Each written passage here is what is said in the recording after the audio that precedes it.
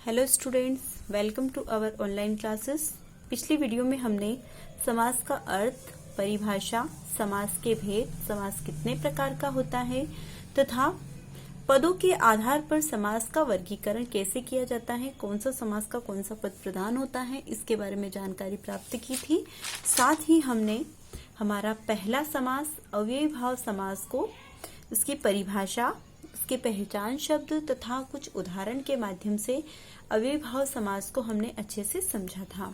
आज की इस वीडियो में हम तत्पुरुष समास के बारे में जानेंगे।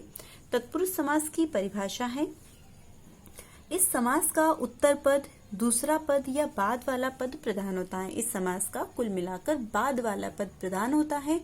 इस समास में कारकों की विभक्तियों का लोप हो जाता है और इस समास में जो कारक विभक्तियां होती है वह छुपी हुई रहती है, तत्पुरुष समास कहलाता है। ऐसे समास को हम क्या कहेंगे? तत्पुरुष समास कहेंगे। जैसे जेब कतरा, जेब को कतरने वाला। जेब कतरा का अर्थ होता है जेब को कतरने वाला। यहाँ पर जो ये को है यह कारक विभक्ति है। जब हम जेब कतरा लिखते हैं तो इसका लोप हुआ रहता है। गृह प्रवेश, घर में प्रवेश या गृह में प्रवेश, यहाँ पर में कारक विभक्ति का लोप हुआ है। अगला है चरण कमल, कमल के समान चरण, के यहाँ पर कारक विभक्ति का लोप हुआ है। तो इस प्रकार से हमारा तत्पुरुष समास होता है और तत्पुरुष समास के अंदर कारक विभक्तियां सबसे प्रमुख होती हैं। अगर हमने कारक विभक्तियों को अच्छे से याद कर लिया तो तत्पुरुष समास के छहों भेदों को याद करने में कोई कठिनाई महसूस नहीं होती है। देखिए हमारी कारक विभक्तियां, कारक 8 प्रकार के होते हैं, परंतु हमारे जो तत्पुरुष समास होते हैं वह 6 प्रकार के होते हैं। इसमें पहला कर्ता और दूसरा संबोधन हमारे तत्पुरुष समास में शामिल नहीं होते हैं। पहला है कर्ता ने, कर्म को, करण से, संप्रदान के लिए, अपादान से, संबंध काकी के, अधिकरण में पर और संबोधन हे अरे।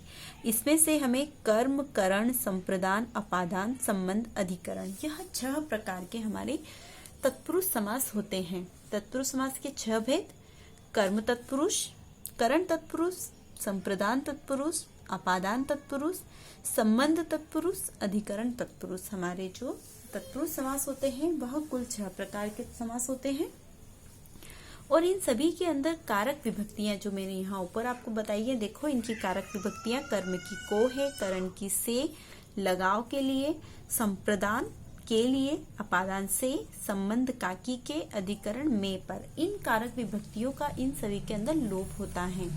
हम पहला तत्पुरुष समास पढ़ेंगे, कर्म तत्पुरुष समास। इसमें कर्म कारक की विभक्तियों को का लोप होता है। इसमें जो कर्म कारक विभक्ति कौन सी होती है, ये देखिए को जो विभक्ति है हमारे सामने, इसका यहाँ पर लोप हुआ है, मतलब वह विभक्ति हमें दिखाई नहीं देती जब तक हम उसका विग्रह नहीं करते। जेब कतरा, जेब को कतरने वाला। यश प्राप्त, यश को प्राप्त। वनगमन, वन को गमन। ग्रामगत, ग्राम को गया हुआ। गगनचुंबी, गगन को चूमने वाला। अब हम इसका विग्रह करेंगे तब हमारे सामने देखिए ये को कारक विभक्ति आ जाती है। जब तक हम इसका विग्रह नहीं करेंगे इसका लोप रहता है, यह हमें समझ में नहीं आती। जैसे ही हमने विग्रह किया समझ में आ गया कर्म की कौन सी विभक्ति है, को विभक्ति। अब आपके सामने इससे आगे के उदाहरण यहाँ पर दिए गए हैं।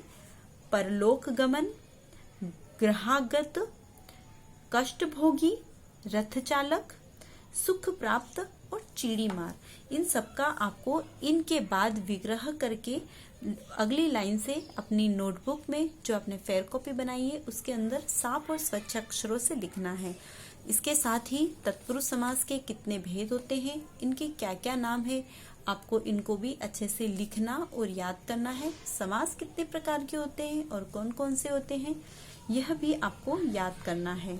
आपके लिए समास बहुत ही महत्वपूर्ण टॉपिक है, इसलिए इसको आप बहुत अच्छे से कंठस्थ करेंगे और साफ सुथरे अक्षरों में अपनी फेयर कॉपी के अंदर लिखेंगे। आज की इस वीडियो में बस इतना ही। Thank you.